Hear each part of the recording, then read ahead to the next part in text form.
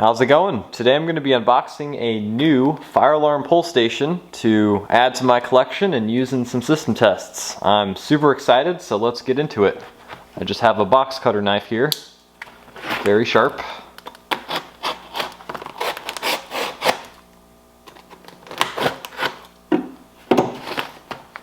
If I can use that.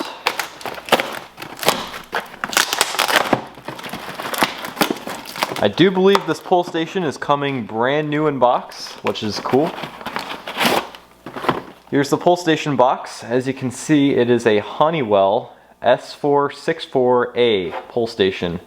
And I think this is a date code, but it says 85 and 06. These pull stations were around mainly in the 80s, so I'd imagine 85 is the year, but I'm not entirely sure on this. But regardless, let's go ahead and open up this box and see the pull station. Here we go. Looks like we have some screws and some cardboard inside of this baggie right here, and it actually says fragile glass rod, do not discard. So this is actually a brake rod. That's kind of nice that it comes with one. I'll definitely have to use it in the future. And here we have the back of the pull station. I can already say it looks like a huge pull station. So let's go ahead and take this out and see it for the first time. Dun da da da. Wow. Wow.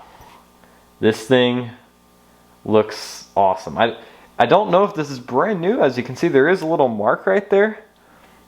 But yeah, right there. There's kind of like a little mark. And the side looks like it's been used before too. So perhaps this is not brand new. The seller might have just scammed me out of a brand new pull station, but I'm sure it still works fine, and overall it still looks to be in good condition. So let's go ahead and pull it. Oh, it looks like it's already pulled. So that's actually the other thing about this pull station.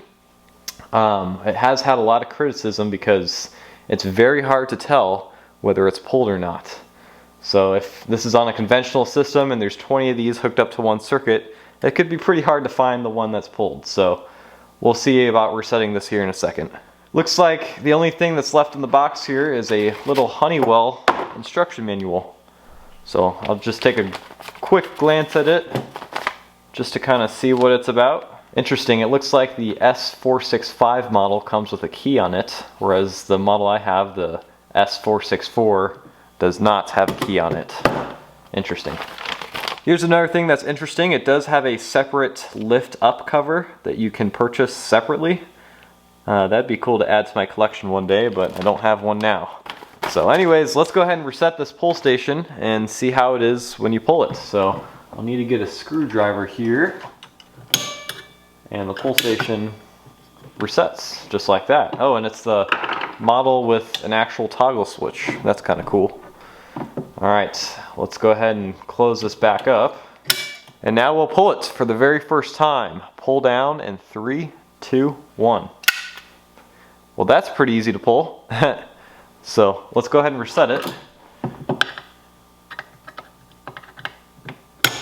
There we go. It's spring loaded, so the handle just automatically pops back up. And on the inside, that right there is the handle. The whole piece right here moves. And it looks like you can insert a glass rod, which is in this bag right here. So I'll have to use that in a future system test. But yeah, this is a pretty cool pull station. And then also I wanted to do one more thing and show you. This is a very big pull station. So I actually have a Firelight BG8 right here, which as you can see, the BG8 is very small compared to this pull station. This is a very large pull station, which is interesting. So, alright everyone, that's going to be my video. Thank you all for watching. I can't wait to use this on a system test and add it to my collection. Thank you all for watching. Rate, comment, and subscribe, and have a wonderful day.